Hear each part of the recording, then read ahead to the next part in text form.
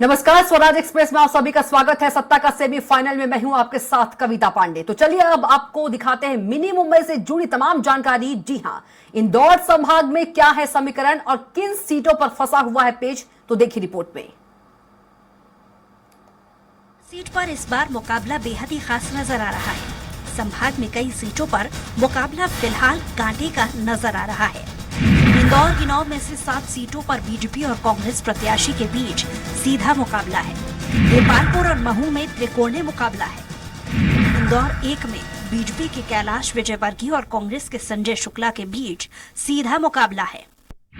इंदौर 2 में रमेश मेंदोला और चिंटू चौक से, इंदौर 3 में गोलू शुक्ला और पिंटू जोशी, इंदौर 4 में मालिनी गौड़, राजा मंधवानी, इंदौर 5 में महेंद्र हाडिया और सत्यनारायण पटेल और राव में मधु वर्मा और जीतू पटवारी के बीच सीधा मुकाबला है। महू में कांग्रेस से बाकी हुए अंतर सिंह दरबार ने निर्दलीय मैदान में उतरकर कांग्रेस का समीकरण बिगाड़ दिया है, जबकि देपालपुर से बीजेपी नेता राजेंद्र चौधरी ने निर्दलीय चुनाव मैदान में उतरकर बीजेपी प्रत्याशी मनोज पटेल के लिए चुनौती खड़ी कर दी है। संभाग की 4 सीटों पर बीजेपी और कांग्रेस के बागियों ने पीछे हटने से इनकार कर दिया है। इंदौर संभाग की महू, देपालपुर, बुरहानपुर, धार और जौबट पर त्रिकोणीय मुकाबला हो गया है। पूर्व बीजेपी विधायक रंजना बघेल, कांग्रेस के पूर्व विधायक जेवियर मेढ़ा और मंधाता से कैलाश विजयवर्गीय के समर्थक संतोष राठौर ने नामांकन वापस ले लिया है। दोनों से राष्ट्रीय स्तर के नेताओं ने सीधे चर्चा की थी।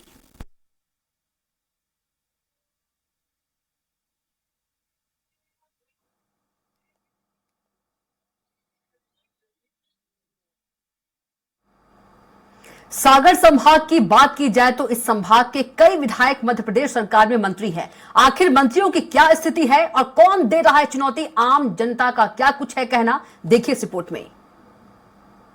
सागर संभाग की बात की जाए तो इस संभाग से कई मंत्री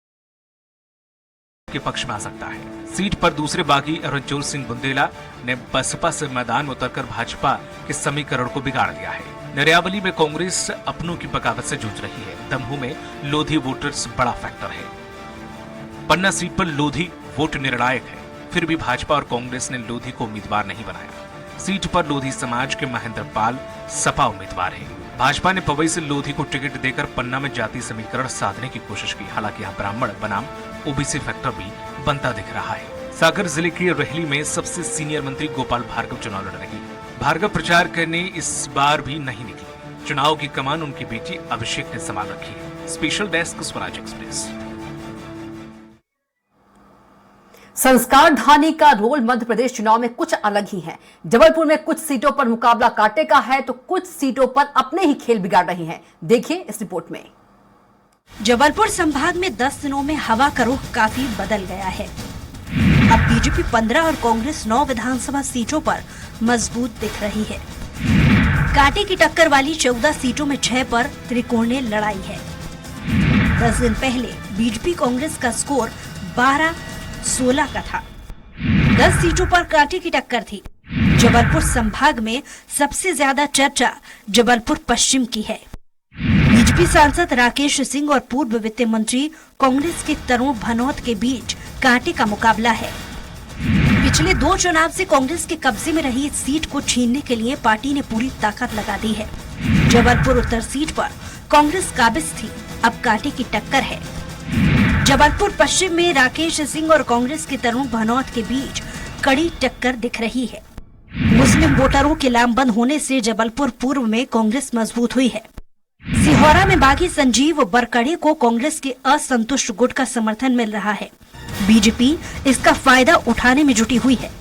पनागर में ओबीसी की 2 बड़ी जाति पटेल और यादव के वोटरों में बिखराव से बीजेपी को राहत मिली है।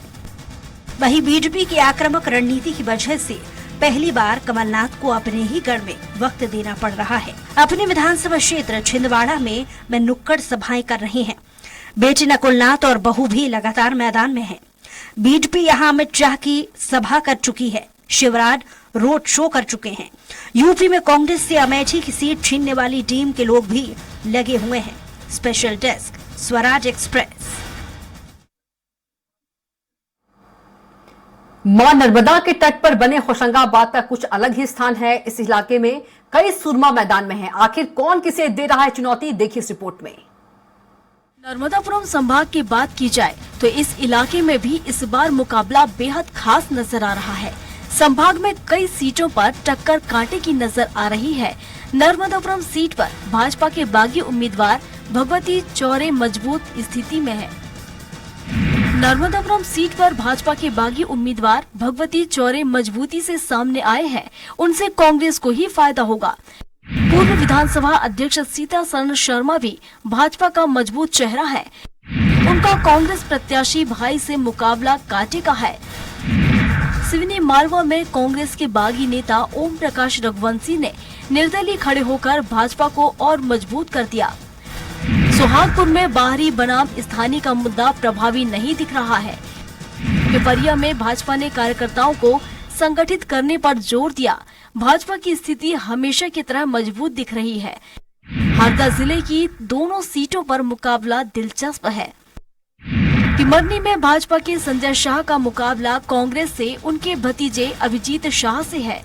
अभिजीत की सक्रियता से वो थोड़े चक्कर में दिख रहे हैं। हरदा में भाजपा से कांग्रेस में गए बागी नेता सुरेंद्र जैन की वजह से कांटे की टक्कर है।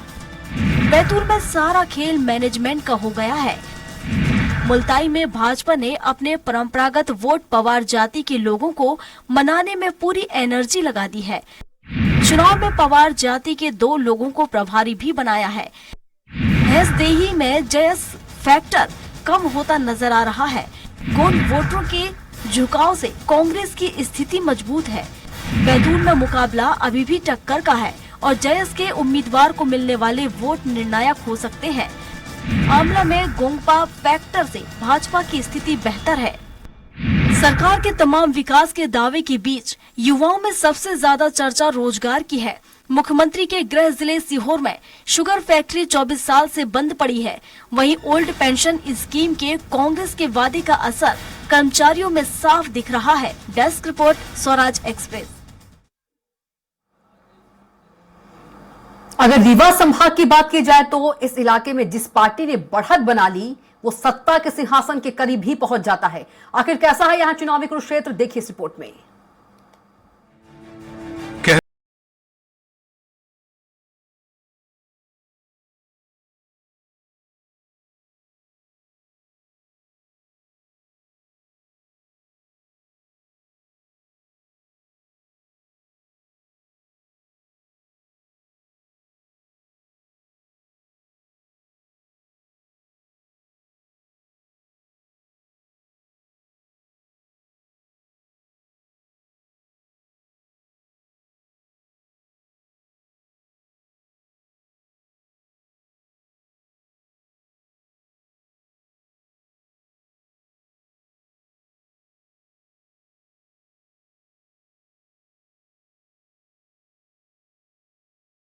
भाजपा अध्यक्ष जेपी नड्डा, रेल मंत्री अश्विनी वैष्णव, रक्षा मंत्री राजनाथ सिंह यहाँ दौरा कर चुके हैं।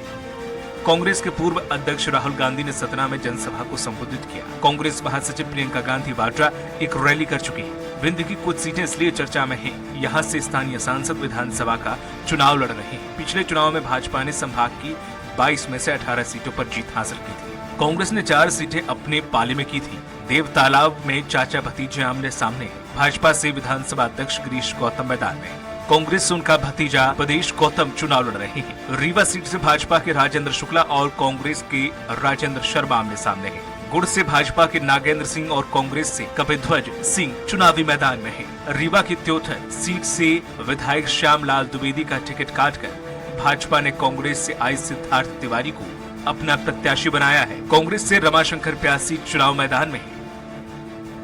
वहीं मेहर विधायक नारायण त्रिपाठी इस बार भाजपा छोड़कर विंध्य जनता पार्टी से चुनावी मैदान में है, तो भाजपा ने श्रीकांत चतुर्वेदी को मैदान में उतारा है। सीधी में भाजपा से बगावत कर निर्दलीय संग्राम में उतरे विधायक केदारनाथ शुक्ला भाजपा प्रत्याशी और सीधी सांसद रीति पाठक को चुनौती दे रहे हैं। 17 सीट से सांसद गणेश सिंह भाजपा के प्रत्याशी हैं। प्रदेश में चर्चित मनगवा विधानसभा सीट को हासिल करने के लिए कांग्रेस 20 वर्षों से सतत प्रयास कर रही है।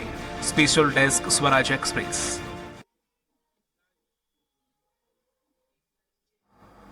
तो सीधे रुख कर लेते हैं हमारे संवाददाता ग्वालियर से विनोद शर्मा का और वहीं सागर से शिवम का।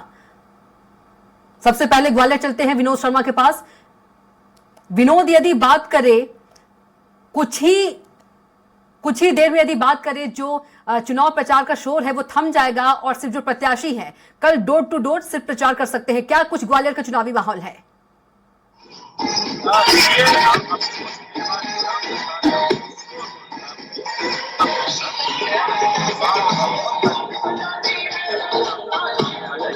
अभी इस समय जहाँ पर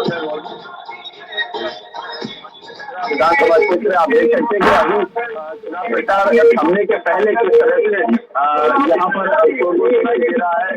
दोनों ही राजनीतिक पार्टियां, चाहे वो भारतीय जनता पार्टी हो या कांग्रेस, पूरी दमखम के साथ संसद जा रही है। कुछ ही देर बाद यहाँ पर केंद्रीय मंत्री ज्योतिरादित्य सिंधिया का रोड शो आने वाला है, जो कि कुछ पल से यहाँ पहुंच जाएगा और रोड शो के जरिए साझीरा इलाका है, यहाँ पर रोड शो का समापन होगा।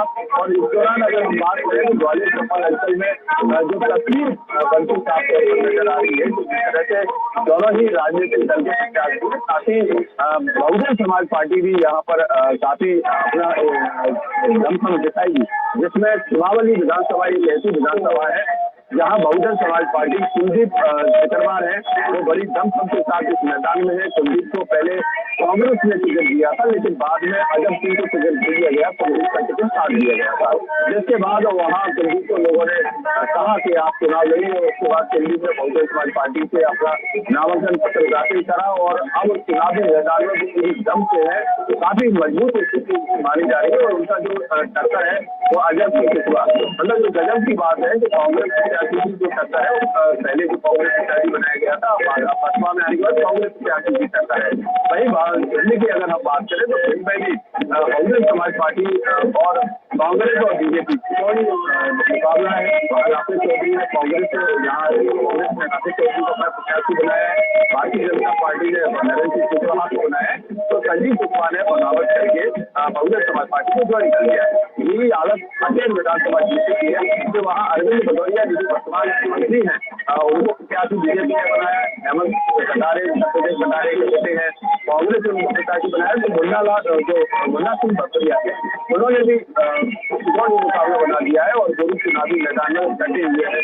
तो इस तरह से ग्वालियर चंबल अंचल में जितने बगावती जो प्रत्याशी जो कार्यकर्ता है वो बगावत करके अन्य राजनीतिक दलों से चुनावी मैदान में है, उससे पूरी तरीके से भारतीय जनता पार्टी को ज्यादा नुकसान होते नजर आ रहा है। कांग्रेस को अब क्योंकि चुनाव का प्रचार का आज अंतिम दिन है, कल से मतदान दल रवाना जाएंगे, तो मतदान दलों को रवाना कर दिया जाएगा और उसके बाद परसों सुबह 7 बजे से जब ईवीएम की बटन दबना शुरू होगी, उसके बाद जो प्रत्याशी है उनका ईवीएम मशीन में बंद हो जाएगा, क्योंकि 3 सितंबर से खुलेगा और उसके बाद एक साफ हो जाएगा कि किस पर जनता ने अपना भरोसा जताया आया है, कौन सी बातें भारतीय जनता के मन में उतरी है, लेकिन भारतीय जनता पार्टी की टक्कर है। और जो अभी हमें जानकारी मिल रही है, जिस तरह से जो चर्चाओं का बाजार गर्म है, यहाँ कांग्रेस अपने दम के साथ चुनाव लड़ रही है। हालांकि कांग्रेस के बड़े स्टार प्रचारक यहाँ ग्वालियर में नहीं आए, चंबल अंचल में जरूर रहे हैं, लेकिन भारतीय जनता पार्टी की तरफ से चाहे अमित शाह हो या फिर केंद्रीय मंत्री नरेंद्र सिंह तोमर, तमाम बड़े नेता यहाँ लगातार डेरा डाले हुए हैं, लगातार यहाँ पर रोड शो कर रहे हैं, सभा कर रहे हैं।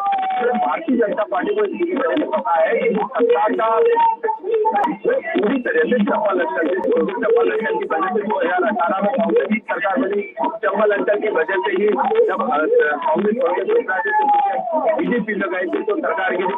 अब चंबल अंचल पर ही पूरा जो उदार है कि यहाँ इतनी बड़ी संख्या में कांग्रेस या बीजेपी के प्रत्याशी जीत कर आते हैं, उसके आधार पर बहुत साफ हो जाएगा और एक बड़ी भागीदारी चंबल अंचल की रहेगी सरकार बनने में, चाहे वो भारतीय जनता पार्टी। जानकारी देने के लिए आपका बहुत ही धन्यवाद। अब सागर चलेंगे शिवम दत्त तिवारी के पास।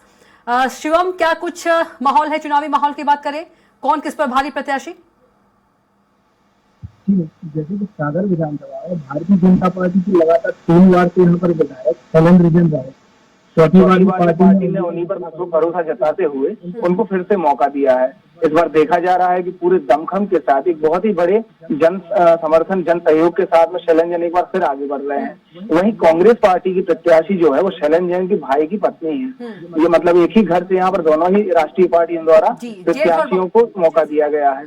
उनका भी काफी अच्छा यहाँ पर कांग्रेस पार्टी द्वारा इस बार एक जो लहर मध्य प्रदेश में देखी जा रही है उसका फायदा लेते हुए निधि जैन भी काफी जन समर्थन के साथ यहाँ पे आगे बढ़ रही है। सागर में स्थिति अभी फंसी हुई है, किसी भी एक तरफ यहाँ पर स्थिति नहीं है, किसी भी एक पार्टी का यहाँ पूरी तरह माहौल नहीं है। चुनाव में किसी भी तरह के परिणाम सामने आ सकते हैं। वहीं अगर समीकरणों की बात करें तो भारतीय जनता पार्टी से बागी हुए मुकेश जैन ढाना जो है वो आम आदमी पार्टी से यहाँ पे प्रत्याशी हैं। पहले भारतीय जनता पार्टी की काफी सक्रिय और वरिष्ठ पुराने कार्यकर्ता रहे हैं, लंबे समय से पार्टी में थे, लेकिन टिकट ना मिलने के कारण लंबे समय से वो टिकट की मांग भी कर रहे थे। टिकट ना मिलने के कारण उन्होंने आम आदमी पार्टी का दामन थामा और अब आम आदमी पार्टी से प्रत्याशी हैं।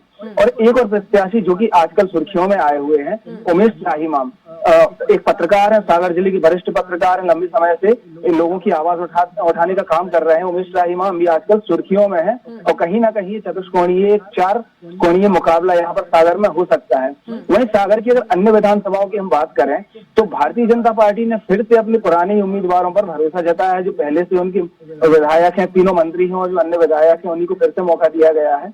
बीना से महेश राय, खुरई से भूपेंद्र सिंह, मंत्री भूपेंद्र सिंह, सुर्खी से मंत्री गोविंद सिंह राजपूत, बीना से फिर से एक बार महेश राय। हालांकि महेश राय का काफी विरोध देखा गया था इस बार, लेकिन फिर भी बीना से फिर से महेश राय को, रहली से पंडित गोपाल भार्गव को फिर से मौका दिया गया है। केवल बंडा और देवरी क्षेत्र में जहां पर कांग्रेस के विधायक थे वहां पर नए चेहरों को यहाँ पर मौका दिया गया है। देवरी से पंडित ब्रजबिहारी पटेरिया और बंडा से वीरेंद्र लंबरदार को यहाँ पर भारतीय जनता पार्टी ने मौका दिया गया है।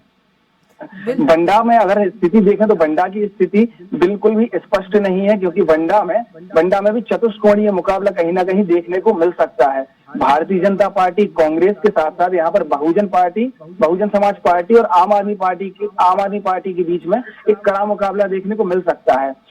आम आदमी पार्टी से यहाँ पर सुधीर यादव जो कि भारतीय जनता पार्टी में लंबे समय से काम कर रहे थे और टिकट के लिए आशा में थे, पार्टी से उनका कहना है कि पार्टी से उनको कई बार आश्वस्त भी किया गया था टिकट के लिए, लेकिन टिकट ना मिलने के कारण उन्होंने भी आम आदमी पार्टी का दामन थामा और बीते दिन उनकी एक बहुत बड़ी सभा बंडा क्षेत्र में देखने को मिली जहां पर हजारों की संख्या में लोग थे। तो कहीं ना कहीं ये पूरी तरह से चुनावी समीकरण बिगाड़ सकते हैं। वहीं अगर अन्य विधानसभाओं की बात करें तो खुरई और रहली में स्थिति भारतीय जनता पार्टी की तरफ कहीं ना कहीं दिखाई दे रही है। अन्य विधानसभाओं में किसी भी एक तरफ की स्थिति कह पाना मुश्किल है। बिल्कुल। यदि शिवम बात करें हाई प्रोफाइल सीट कौन सी है शिवम? जी मैम, हाई प्रोफाइल सीट की बात करें, हाई प्रोफाइल सीट कौन सी है? हाई प्रोफाइल सीट में सबसे हाई प्रोफाइल सीट अगर यहाँ पर बात करें तो मुझे लगता है कि खुरई और सुर्खी को कहना चाहिए, क्योंकि कांग्रेस पार्टी द्वारा सागर विधानसभा की 8 में से 4 सीटों पर मतलब 50% सीटों पर महिला आरक्षित की गई है, महिलाओं को यहाँ पर टिकट दिए गए हैं। खुरई में एक बिल्कुल ही नई कांग्रेस कार्यकर्ता कहना चाहिए, एकदम कम उम्र की है, रक्षा राजपूत, उन्हें कोई अनुभव भी नहीं है, उन्हें मंत्री भूपेंद्र सिंह के सामने उतार दिया गया। मंत्री भूपेंद्र सिंह काफी अनुभवी और काफी मध्य प्रदेश की राजनीति के चाणक्य उनको कहा जाता है, काफी बुद्धिमान और सीनियर वो माने जाते हैं। उनके सामने एक बिल्कुल ही बिना अनुभव के नई लड़की को यहाँ पर उतार दिया गया और कहीं ना कहीं कांग्रेस पार्टी के पुराने दिग्गजों के कारण और रक्षा राजपूत की मेहनत के कारण कहीं ना कहीं कुछ परिवर्तन और कुछ माहौल वहां भी दिखाई दे रहा है। वहीं अगर सुर्खी की बात करें तो सुर्खी से क्षेत्रीय प्रत्याशी नीरज शर्मा को टिकट दिया गया है। पहली बार सुर्खी के इतिहास में ऐसा हुआ है कि सुर्खी के ही किसी व्यक्ति को किसी पार्टी ने, किसी राष्ट्रीय पार्टी ने यहाँ पर प्रत्याशी बनाकर उन्हें मौका दिया है और नीरज शर्मा का काफी अच्छा माहौल बीते दिनों से देखा जा रहा है। नीरज शर्मा ने जिस दिन कांग्रेस पार्टी की सदस्यता ली उस दिन भी हजारों की संख्या में लोग उनके साथ भोपाल गए हुए थे, उसके बाद से भी लगातार उनके काफिले यहाँ वहां देखे जा रहे हैं। कहीं ना कहीं हो सकता है कि सुर्खी में परिवर्तन की स्थिति बन सकती है और शायद भारतीय जनता पार्टी के लिए नीरज शर्मा एक नुकसान कर सकते हैं। बिल्कुल, जो नए प्रत्याशी है नुकसान हो सकता है शिवम। जी मैम, तो सुर्खी के अलावा देवरी में भी एक अच्छा माहौल भारतीय जनता पार्टी के लिए देखा जा रहा है। वहां पर कांग्रेस के प्रत्याशी हर्ष यादव दूसरी बार विधायक हैं, हर्ष यादव दूसरी बार विधायक है वहां भी, लेकिन पंडित ब्रिजबिहारी पटेरिया का भी एक कहीं ना कहीं माहौल देखा जा रहा है। वहां पे लोगों का कहना है परिवर्तन के लिए लोग आश्वस्त हैं और परिवर्तन चाहते हैं, तो कहीं ना कहीं वहां भी एक माहौल है कि शायद परिवर्तन हो सकता है। ठीक है शिवम। अब कुमार संदीप का रुख कर लेते हैं भोपाल से। कुमार संदीप, भोपाल की बात करें, 7 विधानसभा सीटें हैं, क्या कुछ चुनावी माहौल है, दिग्गजों का कितना असर पड़ेगा? जी बिल्कुल, देखिए जिस तरह यहाँ का असर तो कविता पूरे प्रदेश पर पड़ता है। हालांकि बात की जाए तो सिर्फ एक ऐसी विधानसभा सीट है दक्षिण पश्चिम जहाँ पर कांग्रेस के जो प्रत्याशी हैं पीसी शर्मा कहीं ना कहीं वो बढ़त बनाए हुए हैं और सीधे तौर पर जो उत्तर विधानसभा की अगर बात की जाए तो वहाँ पर जो पारिवारिक विवाद के चलते वो सीट कांग्रेस के लिए अब टफ मानी जा रही है। राहुल गांधी ने हालांकि वहां भी रोड शो किया था और इसके साथ साथ मध्य विधानसभा क्षेत्र जहां पर अभी कांग्रेस के सिटिंग एमएलए है आरिफ मसूद, वो यहां से चुनावी मैदान में है, उनके लिए भी रोड शो राहुल गांधी ने किया था। कहीं ना कहीं उनके रोड शो का असर तो दिखाई दे रहा है, लेकिन बीजेपी ने जिस तरह से इन दोनों ही सीटों पर अपने प्रत्याशी पहले ही घोषित कर दिए थे तो इनके जनसंपर्क का कहीं ना कहीं असर जो है वो दिखाई दे रहा है। और मुख्यमंत्री शिवराज सिंह चौहान भी यहाँ लगातार सभाएं कर रहे हैं पूरे प्रदेश में। जब वो चुनाव प्रचार करके भोपाल वापसी उनकी होती है तो उत्तर या मध्य विधानसभा में उनका रोड शो या सभा हो रही है। इसके अलावा अगर बात की जाए तो गोविंदपुरा एक ऐसी सीट है जो कि बीजेपी का गढ़ मानी जाती है और यहाँ पर जो कृष्णा गौर है उनके सामने जो झूमर वाला जो राकेश साहू जो प्रत्याशी हैं उन्हें उतारा गया है। उसको लेकर जो है कहीं ना कहीं पहले से मतदाताओं के बीच कृष्णा गौर रही हैं और लगातार वो जनसंपर्क में रहती हैं। कुल मिलाकर माना जा रहा है कि जो 2 सीटें हैं जो कि उत्तर विधानसभा है या फिर दक्षिण पश्चिम विधानसभा है, यहाँ पर कांग्रेस लीड लिए हुए है या फिर जनसंपर्क जो है वो कहीं ना कहीं उनका मजबूत दिखाई दे रहा है। इसके अलावा जो बाकी की 5 विधानसभा सीट है जिसमें कि बैरसिया भी शामिल है, वहां पर लगातार जो है विष्णु खत्री जीतते रहे हैं और इस बार भी जो संभावनाएं दिखाई दे रही हैं कि विष्णु खत्री कहीं ना कहीं भाजपा के लिए उनका जो चुनाव प्रचार है उसको धार देते हुए मुख्यमंत्री शिवराज सिंह चौहान भी नजर आए हैं और लगातार उनका क्षेत्र से जो संपर्क रहा है वो भी सीधे तौर पर मतदाताओं से रहा है, तो इसका लाभ उन्हें मिलता हुआ दिखाई दे रहा है। एक छोटा सा ब्रेक।